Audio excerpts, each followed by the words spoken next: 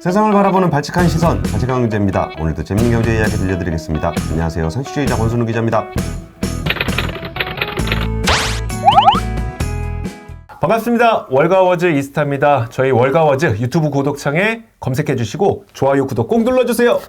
홍보해야 돼요. 네, 월가워즈 이제 데일리 한다면서요? 네, 데일리 매일 시황 월가 스피드 브리핑이라고 저희가 매일 아침 7시 10분에 지난 밤사이 미국 시장에서 무슨 일이 있었는지 한 20분에서 25분 정도의 시황을 해드리고 있거든요. 근데 라이브니까 그냥 당장 안 보셔도, 라이브로 안 보셔도 다시 보기로라도 한 번씩 꼭 보시기 바랍니다. 예, 오늘은 그 전 세계 경제 대통령 의장, 페드 의장을 결정하는 네. 그런 이벤트에 대해서 이조 앵커가 찍어드리겠습니다. 누가 될 건지.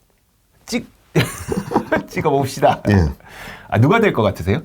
저는 브레이너드? 네, 브레이너드. 그 사람 이름만 나오더라고요. 그러니까. 나머지 이름은 좀 낯설어서 잘 기억이 안 나고. 네. 일단 내년 2월이 되면 파월 의장의 임기가 만료가 되기 때문에 예.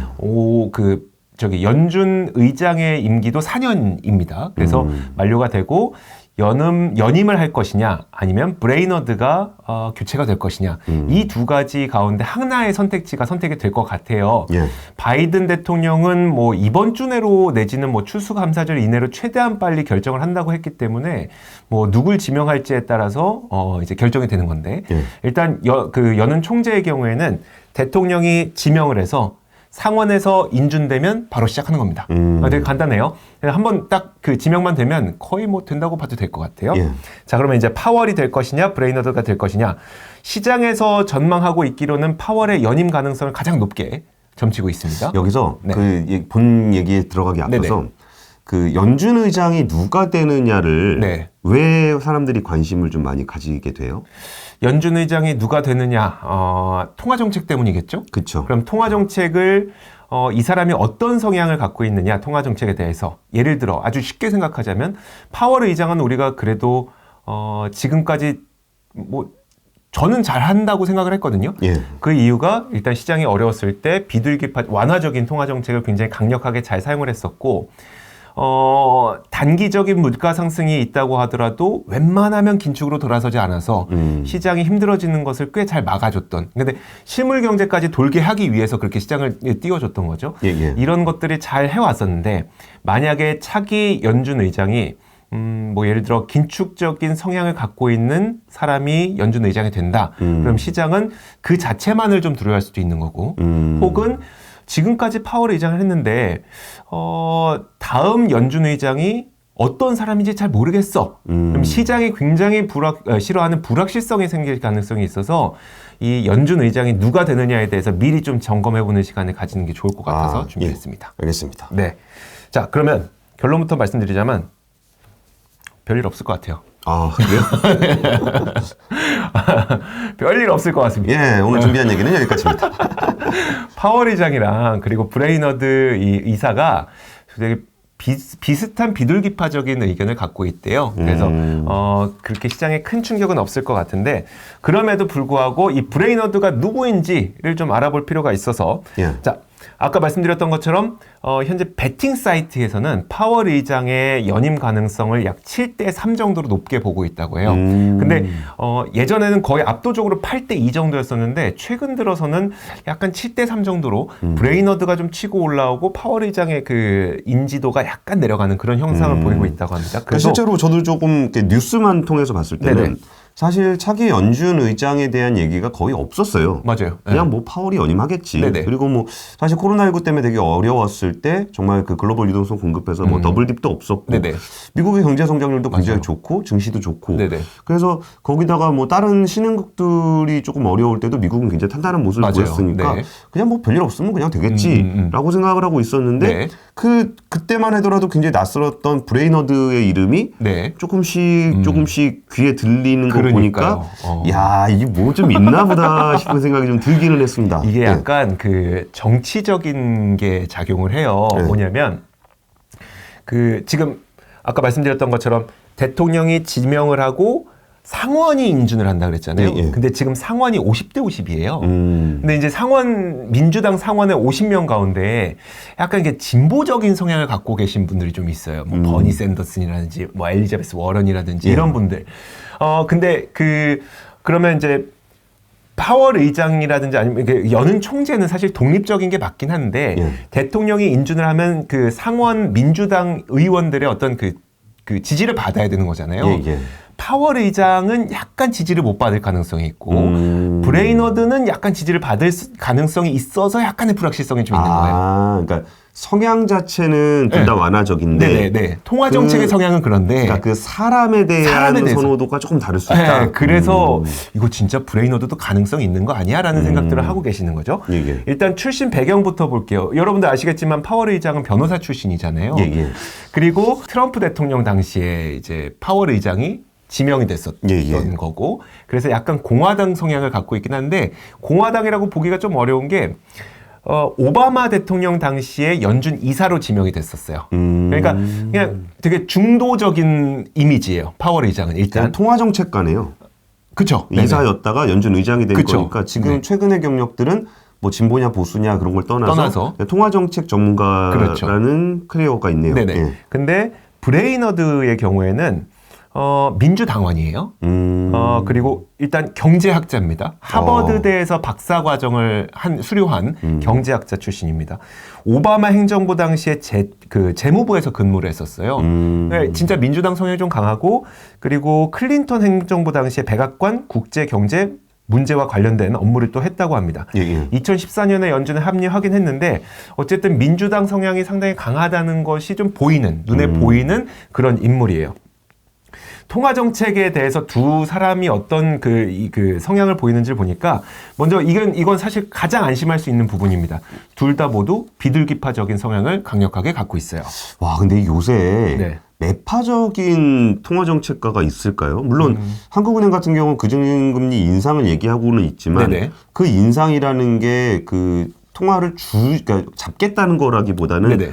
지금보다는 조금 그러니까 완화적인 수준을 조금 네. 완화하겠다. 네네. 그러니까 완화를 완화하겠다는 정도지. 그러니까요. 그러니까 지금 매파는 뭐 중국 정도가 디레버리징이라지. 그렇죠. 네. 뭐 이런 분위기에서 매파가 등장하기는 좀 쉽진 않은 분위기긴 합니다. 여기서 매파라고 하는 거는 네. 금리 인상 시점을 조금 더 당겨야 된다고 하는 그 사람이 정도. 예, 예. 있는가 하면 예, 예. 아니다, 금리 인상 시점을 조금 더 기다려야 된다라고 주장하는 사람들이 이제 비둘기파. 요즘에는 그렇게 좀 구분이 되고 있는데 브레이너드의 그 이사의 최근 행보를 보면은 파월만큼 현재 발생하는 인플레이션은 일시적이라고 보고 있고요. 그래서 지난 여름에 테이퍼링에 들어가기까지 조금 더 기다려야 한다고 열심히 동료 위원들을 설득하고 돌아다녔던 인물이 브레이너드라고 합니다. 그래서 파월만큼 좀 비둘기적이다. 그리고 지금 발생하고 있는, 그러니까 파월 의장이 기다려야 된다고 하잖아요. 그러니까 예. 물가 상승이 진짜 나타나는지 기다려야 된다고 하잖아요. 그런 비슷한 성향을 갖고 있는 사람이라고 합니다.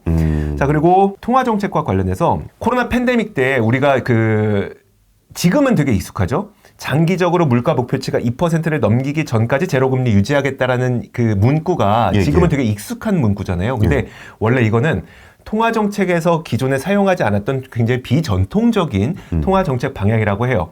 그러면 이런 비전통적인, 그러니까 기존에 쓰지 않았던 이런 방법을 만들어야 되는 게 이제 통화 정책가들이 했던 것들이잖아요. 근데 상당히 부담스러운 거란 맞아요. 말이에요. 이게 얼마나 부담스럽냐면은 한국은행에 가면 네. 현판에 네.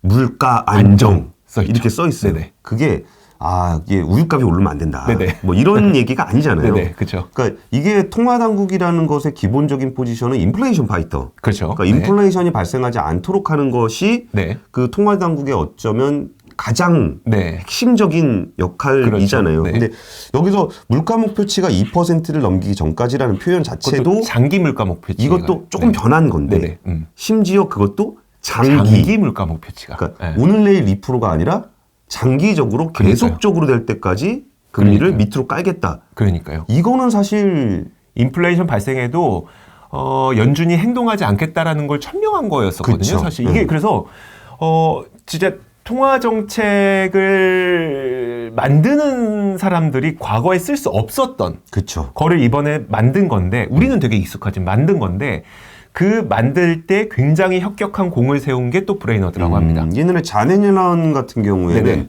데이터 기반으로 판단하겠다. 맞아요. 이 네. 얘기를 정말 많이 했어요. 네네, 맞아요. 그러면서 물가 목표치는 2%였으니까. 네네. 그럼 데이터 기반으로 하겠다라고 했을 때 거기에 시장 참가자들이 이게 보는 거죠. 그쵸. 이러면 2% 넘어갈 것 같은데 네네. 야, 그럼 쪼일 수도 있겠다라는 우려를 하게 되는 건데 네네.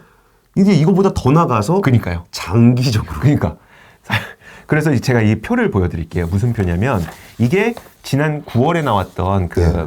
프로젝션 연준의 전망치입니다. 여기 보면은 PC 물가 인플레이션 있잖아요. 이게 뭐 2021년은 거의 뭐 5% 가까이 높아질 가능성이 있어도 장기적으로 연준이 전망을 해 보니까 결국은 2024년과 그 이후까지 예. 2%에 수렴하더라. 라는 근거가 이게 나오잖아요. 이 근거가 있기 때문에 아직은 금리 인상에 대해서 얘기를 안 하고 있는 겁니다. 그렇죠. 네. 예. 그러니까 요거예요. 사실 이번에 2024년 전망치가 나온 것도 되게 특이했었거든요. 2024년까지 원래 안 나왔었어요. 그러니까 2023년 이 정도까지 전망을 했었는데 2023년 그 이후까지 전망을 하면서 이거 봐라. 장기 물가 목표치가 2%에 결국 수렴하지. 그러니까 올해 발생하고 있는 지난달에 있었던 뭐 6.2%의 물가 상승 이런 것들도 일시적으로 우리가 보는 거야. 그래서 우리는 금리 인상 속도를 빠르게 만들지 않을 거야 라면서 계속 시장을 안심시켜 온 거잖아요. 근데 우리가 뭐 모르는 건데 네네. 물론 똑똑한 분들이 하는 네. 거니까 알아서 했겠는데 네네. 24년까지를 땡겼는데도 2가 넘어간다. 네. 그럼 25, 26도 내놓지 않았을까요? 그러니까 그럴 수도 있어요. 모르겠지. 재밌네요. 그러니까 이런 기존에 없었던 거를 만들기 위해서는 상당히 좀 뭐라고 해야 될까요? 그러니까 시장에 도전적인 그렇죠. 이런 행동을 해야 되는데 이런 것에 좀 혁혁한 공을 세웠던 게 브레이너드이기 때문에 시장에서는 이 브레이너드가 된다고 하더라도 그렇게 크게 우리가 긴축을 우려할 만한 인물은 아니겠구나라고 생각을 하면 될 것 같습니다. 브레이너드는 금리를 완화적으로 가자는 것을 넘어서 네. 완화적으로 가야 된다라는 그 명분, 논리, 근거를 만드는 것까지를 했던 그렇죠, 그런 그렇죠. 사람이네요. 네. 그러면 사실 이렇게 보면 브레이너드는 그냥 마냥 비둘기? 근데 마냥 비둘기도 굉장히 위험한 인물입니다. 그렇죠. 진짜 인플레이션이 발생할 가능성에 대비를 못하는 거니까. 맞아요. 그런데 이 사람, 그러니까 브레이너드의 도전 정신에 대해서 좀 칭찬하는 몇몇 사람들이 있대요. 대표적인 인물이 노벨상 수상자인 조세프 스티글리츠라고 하는데 저는 잘 모르겠습니다. 스티글리츠. 유명한. 좀 유명해요. 그래요? 불평등에 대한 그 경제학에서 좀 유명한 분입니다. 이분 나중에 저 한번 꼭 찾아봐야겠어요. 그리고 뭐 세계화에 대해서 조금 부정적인 그런 얘기가 좀 과거의 얘기긴 합니다만 그런 분입니다. 예. 그분은 이제 전통적인 사고 방식에 도전하는 이 브레이너드의 정신에 대해서 좀 칭찬을 하고 있는 그런 분이라고 해요. 스티글리츠가 또 이렇게 전통적인 것에 대해서 저항하는 그런 그래요? 분입니다. 그렇구나. 그래서 그렇구나. 그 당시에 이제 신자유주의가 이제 주류 경제학일 때 네네. 거기에 대해서 약간 좀 도전하셨던 그런 분입니다. 뭐 비슷한 성향을 갖고 있나 봐요. 그러니까 자기가 마음에 드는 사람이라 그런 걸 수도 있는 것 같아요. 네, 그러니까. 2015년 10월에 이제 금리를 제로금리에서 연준이 금리를 올리려고 할 때 그때 제닛 옐런 당시 의장이 금리 인상을 준비하고 있었어요. 그때가 사실 인플레이션 목표치가 차지 않았음에도 불구하고 금리 인상을 준비하고 있었거든요. 근데 옐런은 그때 왜 금리를 올리려고 했냐면은 실업률 감소세가 워낙 빠르게 이루어지고 있었다는 거예요. 4% 밑까지 떨어지다 보니까 이거 계속 떨어지다가는 인플레이션이 발생할 수 있겠구나. 그 당시에 이제 썼던 근거 가운데 하나가 필립스 곡선이라고 하는데 실업률과 인플레이션 간의 상관관계를 보여주는 필립스 곡선을 근거로 이제 실업률이 이렇게 떨어졌으니 지금 당장은 인플레이션이 발생하지 않아도 인플레이션 발생할 가능성이 있어서 금리를 올리겠습니다라는 그런 의견을 내비쳤대요. 그랬더니 이제 브레이너드는 거기에 맞선 거죠. 안 된다. 우리 확인하고 해야 된다. 그 이유는 지난 3년 동안, 그러니까 2015년 당시에요. 지난 3년 동안 인플레이션은 2%를 하회했다. 그 필립스 곡선만으로 우리는 이 금리 인상을 할 수 없다라고 주장을 했던, 도전을 했던 그런 인물이라고 하기도 합니다. 과열에 대해서도 경계한다고 했잖아요. 2018년 하반기에 미국 실업률이 한때 10% 밑으로 떨어졌을 때, 그 당시에는 트럼프 대통령이 뭐 세금 감면해주고 재정 지출 늘리다 보니까 재정 적자를 기록했다고 해요. 그때는 브레이너드가 경기 과열을 우려하면서 금리를 올릴 필요가 있다 이렇게 강하게 주장을 하기도 했다고 합니다. 이것도 도전적이네요. 그래요? 그리고 약간 좀 민주당 냄새가 좀 나요. 아, 네. 이 당시를 기억하시면 이게 코로나 이전이잖아요. 맞아요. 네. 그러니까 트럼프 대통령이 어마어마하게 돈을 풀었어요. 맞아요. 네. 그것도 이제 재정으로 그냥 막 풀고 있었던. 세금 빼주고. 예, 네. 그래가지고 약간은 파퓰리스트적인 어떤 세금 감면해주고 세금 네. 넣어주고 그럼 적자 쌓이고 약간의 그 트럼프 대통령이 파퓰리즘적인 정책을 쓰고 있을 때 통화 당국에서 네. 그런 식으로 계속하면 과열날 거니까 통화라도 잡아야 되겠다라는 네네. 시그널로 볼 수도 있거든요. 네네. 그러니까 재정을 그렇게까지 쓰지 말라라는 그쵸. 시그널이기도 하고 네네. 너네가 그런 식으로 정부가 그런 식으로 한다면 통화 당국에서라도 이걸 잡아버리겠다라는 그런 메시지로도 읽힐 네. 수 있었던 사건이었던 것 같아요. 예. 그 정도로 그러니까 마냥 그냥 비둘기파적 이 사람은 그냥 마냥 비둘기파적이라고 볼 수는 없고 굉장히 그 현실적인 경제 상황을 잘 공부하는 그리고 잘 반영하는 사람으로 인식이 된다고 해요. 그래서 요즘에 평가도 뭐냐면 파월 의장보다는 브레이너드를 더 선호하는 경제학자들 입장에서는 예. 파월 의장은 사실 변호사 출신이고 물론 예. 잘하긴 했지만 변호사 출신이고 다만 이 브레이너드는 앞서 말씀드렸던 것처럼 하버드에서 경제학 박사를 했고 또 2008년 오바마 행정부에서 재무부에서 일할 때도 글로벌 금융 위기를 또 극복하는 시점에 재무부 일을 했던 사람이기 때문에 이 사람이 훨씬 통화 정책은 더 잘할 것 같기 때문에 브레이너드를 선호한다 이런 의견도 좀 있다고 합니다. 그러면 두 사람이 좀 차별화된, 그러니까 경제적으로 차별화된 점은 좀 어떤 점들이 있어요? 일단 금융 규제에 대해서는 예. 파월 의장은 다소 금융 규제, 그러니까 은행들에 대한 규제입니다. 금융 규제는 은행들에 대한 규제를 좀 완화해 주려는 측면이 있다면 브레이너드의 경우에는 2018년 파월 의장 취임 이후에 이 규제 완화와 관련된 그 투표가 있었을 거 아니에요. 그러니까 예. 거기에서 23번이나 이의를 제기했다고 합니다. 좀 규제를 좀 강력하게 하려고 하는 그런 성향을 지니고 있다고 하고 디지털 화폐에 대해서도 약간 차이가 있어요. 암호화폐. 암호화폐. 근데 가상자산. 여기서 암호화폐, 이거 디지털 화폐라고 말하는 게 나을 것 같아요. 암호화폐라고 하면 우리는 흔히 비트코인을 떠올리잖아요. 예. 근데 그게 아니라 연준이 디지털 화폐를 발행해야 되느냐. 거기에 대한 거기 때문에 비트코인과는 좀 별개로 좀 봐야 될 것 같아요. 그러니까 정부가 주도하는 블록체인 그렇죠. 기반 가상자산. 네. 예. 이걸 해야 되느냐의 입장에 있어서. 그러니까 브레이너드가 디지털 화폐에 대해서는 굉장히 적극적이라고 해요. 예. 굉장히 적극적이지만 그러면 디지털 화폐 적극적. 비트코인 상승각 이거 아니라고요. 아니라고요. 예. 왜냐하면 일단 그 브레이너드의 경우에는 통제되지 않는 사설 디지털 화폐는 위험성이 있다고 얘기를 이거는 뭐 연준은 다 똑같을 거예요. 돈이 통제가 돼야 되는데. 그러니까 글로벌 연준이 다 똑같고 네. 이거를 대놓고 집행을 했던 데가 중국이죠. 그렇죠. 그래서 위안화에 대한 블록체인화를 시도를 하고 네. 나머지 가상화폐 거래소를 다 폐쇄시켜버렸죠. 네, 그렇게 된 거죠. 대신 중앙은행이 디지털 화폐를 강력하게 도입해야 된다고 주장하는 입장이라고 합니다. 예. 반면에 파월 의장의 경우에는 7월 15일에 했던 말이 디지털 화폐 편익이 비용보다 큰지 아니면 그 반대인지 판단하기 어렵습니다. 이 정도 얘기했다고 합니다. 좀 이렇게 소극적. 지금은 뭐 잘 모르겠다. 잘 모르겠다. 근데 지난 10월 4일에 그 기사가 난 거에 따르면 연준이 중앙은행 디지털 통화를 검토할 것을 준비하고 있다의 기사 정도가 나왔기 때문에 이게 뭐 디지털 화폐를 도입할 건지 안 도입할 건지 이 정도의 내용이 아니라 이거 어떤 거야? 라면서 조사 한번 시작해보는 그 정도의 단계까지 오고 있습니다. 예. 이런 가운데서 브레이너드는 강력하게 디지털 화폐를 도입해야 된다고 주장하는 입장입니다. 예. 기후변화에 대해서는 마찬가지로 굉장히 적극적이에요. 대응에 대해서. 특히 이제 그 연준은 재정 정책을 쓸 수 있는 곳이 아니잖아요. 그렇죠. 그래서 연준이 할 수 있는 거는 기후변화로 발생할 수 있는 리스크를 관리할 수 있도록 은행들을 감독할 수 있는 구체적인 방안들을 지금 계속 내놓고 있는 상황이라고 해요. 그러니까 브레이너드가. 예. 그러면서 미국은 이미 이 분야에 좀 늦었기 때문에 이걸 따라잡아야 된다면서 그 굉장히 강력하게 기후변화에 대응하기 위한 은행들의 규제 방안을 내놓고 있는 상황인 거고 예. 파월 의장의 경우에는 기후변화가 은행과 금융 시스템에 미칠 영향을 측정하기 위해서 뭐 2개의 위원회를 만들었다고 해요. 저는 뭔지는 모르겠는데. 예. 하지만 이게 어떤 식의 정치적 역풍이 발생할 줄 모르기 때문에 되게 좀 민감한 모습을 보여주고 있고 기후변화에 대해서 약간 적극적이지 않은 모습을 보여주고 있어서 이 측면에서 사실 진짜 민주당의 어떤 그 민주당을 비롯한 바이든 행정부의 슬로건 가운데 하나가 기후변화의 대응이잖아요. 예, 예. 그래서 여기에서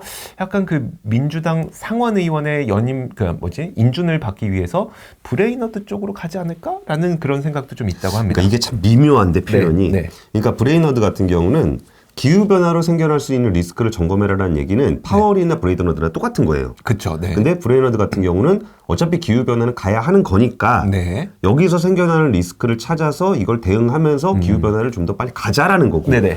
파월 의장도 똑같이 기후변화에 대한 리스크를 점검해라라고 똑같이 위원회를 설치해서 하고 있는 네네. 건데 그래서 위험이 크니까 속도를 좀 천천히 가자라는 걸로 해석을 하는 게 맞을 것 같아요. 그러니까 그렇죠. 미묘한 네. 차이죠. 네네. 그러니까 기후변화에 대한 리스크 대응을 해라 네네. 라는 얘기는 둘이 똑같아요. 네, 그렇죠. 근데 그게 지향하는 바가 이쪽은 조금 더 적극적으로 대응하면서 가는 쪽이고 네네. 이쪽은 리스크가 크니까 조금씩 이제 좀 적당히 좀 더 검토를 해보자. 네네. 뭐 이런 뉘앙스가 아닌가 싶어요.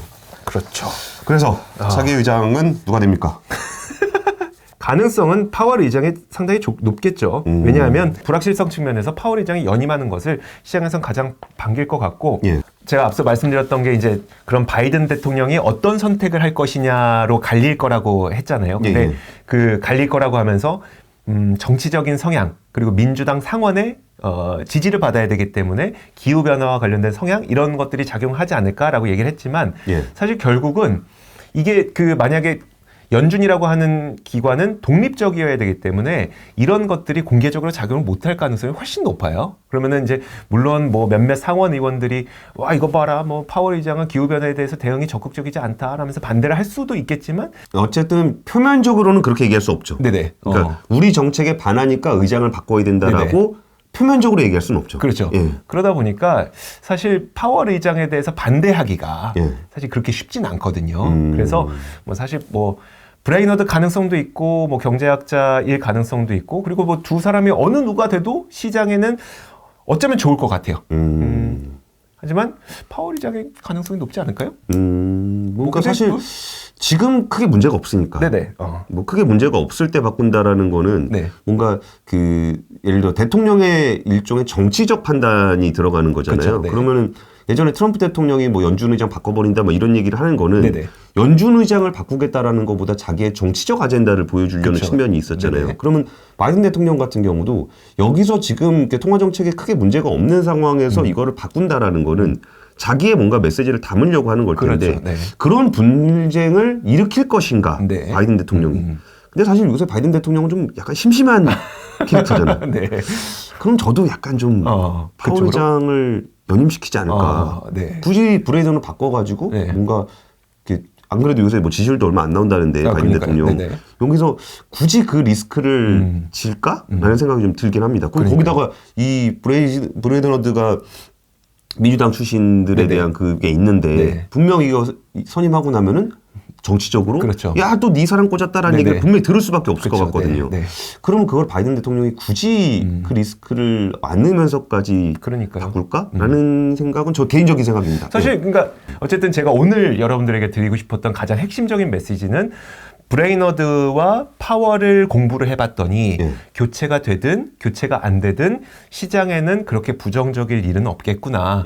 여기에서 분명히 뉴스는 많이 나올 거예요. 뉴스가 많이 나오면서 시장의 어떤 불확실성 때문에 시장의 약간의 조정, 이런 부진함, 뭐 이런 것들이 있겠지만 크게 걱정하진 않아도 될 만한 사안일 것 같다라는 게 가장 핵심적인 메시지입니다. 예, 알겠습니다. 오늘 준비한 그 파월 의장 이야기였는데 뭐 연준 의장이라는 사람에 대해서 워낙 멀게 느껴지긴 하지만 맞아요. 네. 결국은 우리의 모든 생활 속에서 그런 미국의 통화 정책에 영향을 미치기 때문에 이런 뉴스 그냥 짧게 네네. 좀 들으시면서 아 이런 일이 있구나라는 정도를 좀 인식하시고 만약에 이런 내용 중에 아 내가 좀 신경 써야 되는 리스크가 있다면 네네. 그러면은 좀 신경을 쓰시는 게 좋겠지만 이번 뉴스 같은 경우는 아 저런 뉴스 나와도 내가 특별히 신경을 안 써도 되겠구나. 아니면 어디 가서 나 이거 안다? 아 그죠. 야 브레이너드가 이런 사람이야 막 이러면서 그죠. 네. 어디 가서 한 잘난 척 좀 할 수 있는. 한 30초? 30초. 네. 알겠습니다. 오늘 준비한 얘기는 여기까지고요. 지금까지 발칙한 교수였습니다. 감사합니다. 고맙습니다.